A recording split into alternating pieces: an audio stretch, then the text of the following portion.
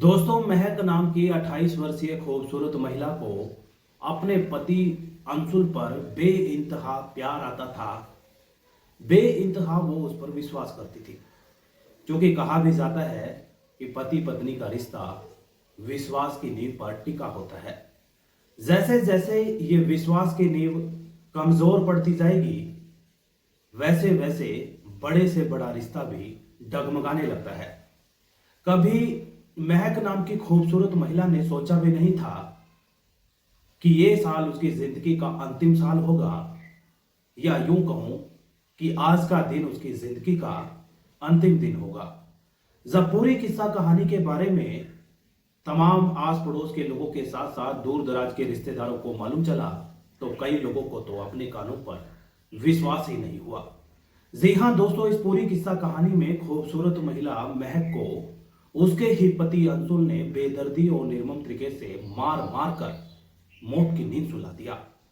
और बेदर्द पति ने इस पूरे हत्याकांड में जिस हथियार के साथ अपनी पत्नी को बेदर्दी से मारा, उसका नाम सुनकर आपके भी रोंगटे खड़े हो जाएंगे।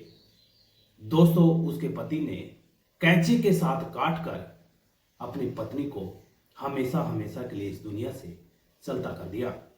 पूरी किस्सा कहानी की पोल पट्टी आप लोगों के समक्ष मैं जरूर खोलूंगा, लेकिन आगे बढ़ने से पहले मेरी आप लोगों से हाथ जोड़कर अपील है कि इस वीडियो को हर एक व्यक्ति तक जरूर पहुंचा देना। इसलिए पहुंचा देना ताकि पति पत्नी के रिश्ते पर भी यकीन करने से पहले लोग एक दफा नहीं बल्कि 1000 दफा सोचें। पति पत्नी जैसे पवित्र रिश्ते पर भी इस पूरी किस्सा कहानी के सामने आने के बाद बार बार सवाल उठ रहे हैं। नमस्कार, मैं हूं सुशील कुमार, हाजिर हूं लेकर के एक और नई किस्सा कहानी, जो कि संबंधित है हरियाणा प्रदेश के जिला हिसार से। हिसार जिले का एक इलाका पड़ता है हांसी, और उसी हांसी इलाके में रहने वाला एक परिवार, जिसमें मुखिया के तौर पर राम प्रसाद शर्मा। राम प्रसाद का जो परिवार है वो बड़ा ही संपन्न परिवार है, हंसता खेलता परिवार है, और आर्थिक तौर पर भी अच्छा खासा संपन्न माना जाता है।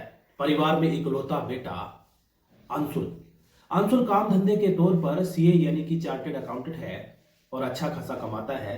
और शायद इसी वजह से अंशुल के जो ससुराल पक्ष के लोग हैं वो बेहद ज्यादा खुश थे, क्योंकि उनको लगता था कि उनको अच्छा खासा कमाने वाला, दिखने में भी अच्छा दामाद मिल चुका है। ठीक उसी तरीके से अंशुल के पारिवारिक लोगों को लगता था कि उनको बेहद ज्यादा खूबसूरत, साथ ही साथ पढ़ी लिखी, नौकरी वाली बहू मिल चुकी है। लेकिन दोस्तों, होने को कुछ और मंजूर था। धीरे धीरे समय बीतता है, और समय बीतने के साथ साथ जो पति पत्नी है उनके बीच में रह रहकर किसी न किसी बात को लेकर कलह शुरू हो गई। और दोस्तों, मैं बात कर रहा हूं अभी 1-2 दिन पुरानी, जब अंशुल अपनी धर्मपत्नी महक को लेकर शादी में गया था।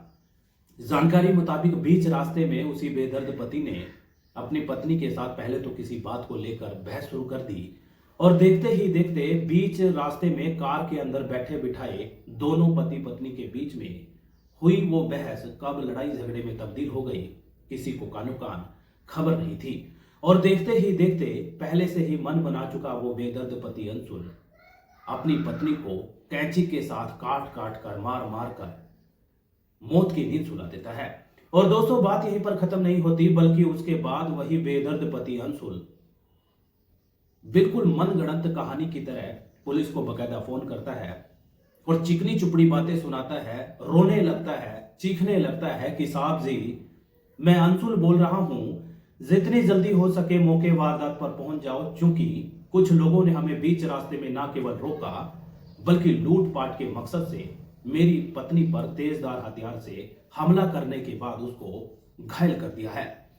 पुलिस के भी हाथ पैर फूल चुके थे, क्योंकि अमूमन आमतौर पर इस तरीके का मामला पहला ऐसा मामला रहा होगा जिसमें खुद पति मौके वारदात पर मौजूद हो और अपनी पत्नी को घायल होने की सूचना नजदीकी थाने में देता है।